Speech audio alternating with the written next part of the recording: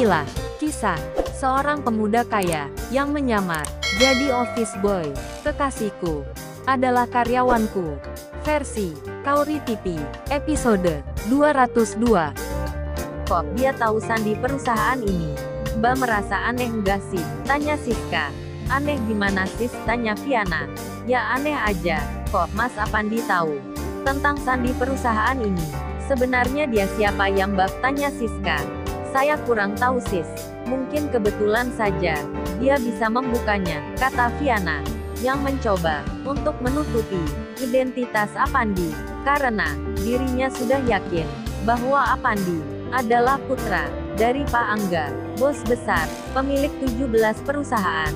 Iya kali ya Mbak. Tapi, kayaknya sih, itu tidak ada yang namanya kebetulan Mbak. Pasti, Mas Apandi adalah seseorang yang diutus oleh bos besar untuk mengawasi semua karyawan yang ada di sini, kata Siska. Itu pun bisa jadi sih. Ya sudah, kamu harus giat dalam bekerja, dan jangan ceroboh ketika bekerja. Takutnya ada yang mengawasi kita saat kita bekerja, kata Viana. Iya Mbak, saya akan selalu hati-hati lagi, jawab Siska. Sementara Ibu Rani baru saja tiba di ruang kerjanya.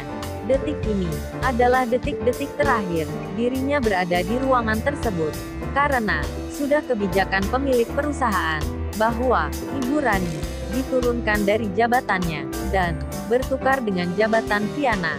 Setelah duduk di kursi, dia meratapi komputernya dan melihat teh manis di meja kerjanya. Teh manis adalah pesanan dirinya sebelum pergi meeting tadi. Kemudian dia meminum teh tersebut dengan ekspresi seperti kesal gitu, seperti tidak terima dengan keadaannya saat ini. Namun, itulah pilihan hidup, berani berebut, harus berani tanggung jawab apa-apa yang telah dilakukannya. Dia pun terlihat pusing, seperti ada penyesalan apa yang telah dilakukannya. Kemudian, dia merapikan barang-barang yang menurutnya sangat penting, karena hari esok, Ibu Rani harus meninggalkan ruang kerja tersebut, karena ruang tersebut akan ditempati oleh Viana. Selepas selesai, dia pun kembali lagi melihat-lihat apa-apa yang harus dikerjakan hari ini. Namun, bukannya meneruskan pekerjaannya yang belum selesai, dia malah mengacak-acaknya. Bahkan, dia menghapus file-file kerjanya. Mungkin supaya Viana tidak betah berada di ruangan tersebut, karena banyaknya pekerjaan harus diselesaikan. Setelah mengacak-acak isi file dan menghapus beberapa file, dia pun tersenyum dan berkata, pasti kamu tidak betah berlama-lama di ruangan ini, karena ruangan ini adalah milikku, kata Ibu Rani, yang berkata pelan-pelan sambil sedikit tersenyum. Sementara Viana, dia didatangi oleh pria berseragam office boy. Dia adalah Yudi, bersama Hendra. Lalu Yudi menyapanya. Selamat siang Ibu, kata Yudi. Iya, selamat siang juga. Maaf Bu, saya diperintahkan oleh seseorang untuk mengantarkan dia untuk Ibu interview, kata Yudi, sambil menunjuk sopan ke arah Hendra. Oh iya, baiklah, boleh kamu tinggalkan dan silahkan melanjutkan pekerjaanmu, kata Viana. Kemudian, Yudi pun setelah mengantarkan Hendra, dia kembali lagi ke tempat sebelumnya untuk bekerja kembali. Sedangkan Viana, dia langsung menginterview Hendra. Si Hendra dengan rasa gugup gitu, hatinya tidak pede ketika diinterview oleh Viana. Dia gugup karena hatinya tidak yakin kalau dirinya itu akan diterima oleh perusahaan tersebut, karena dirinya sudah terlalu sering melamar ke perusahaan, namun terlalu sering juga dirinya tidak diterima oleh perusahaan. Awalnya, Viana pun bingung, dan menurutnya, cara bicara Hendra kurang meyakinkan dalam bekerja.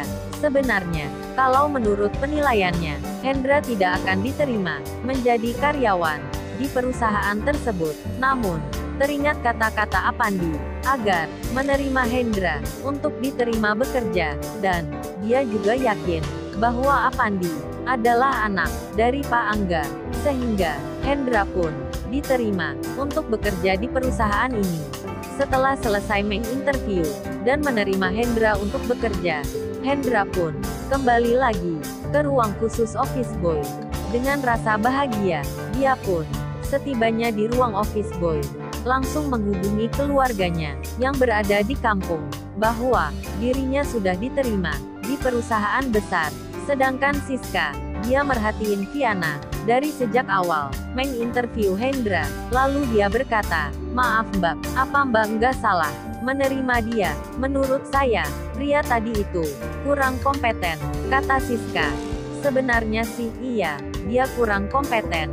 Tapi, kasihanlah sis. Dia jauh-jauh datang ke kota ini untuk melamar pekerjaan. Kalau kita tolak, ini akan mengecewakan keluarganya yang di kampung," kata Viana, yang menjawab dengan bijak. "Tapi Mbak, tapi apa?" kata Viana. "Bukannya di perusahaan ini tidak ada lowongan pekerjaannya? Kok Mbak menerima karyawan sembarangan sih?" kata Siska. "Karena di perusahaan memang tidak membuka lapangan pekerjaan." "Oh itu, kebetulan ada seseorang yang berpengaruh di perusahaan ini memintanya agar menerima pria tadi untuk bekerja di perusahaan ini. Mungkin pria tadi kerabatnya," kata Viana. Orang yang berpengaruh yang dimaksud Viana adalah Apandi. Sebab di meeting tadi, Pak Angga tidak membahas perihal Hendra. "Maaf Mbak, kalau boleh tahu, orang yang berpengaruh di perusahaan yang Mbak maksud itu siapa?" tanya Siska. "Lalu bagaimana kisah selanjutnya?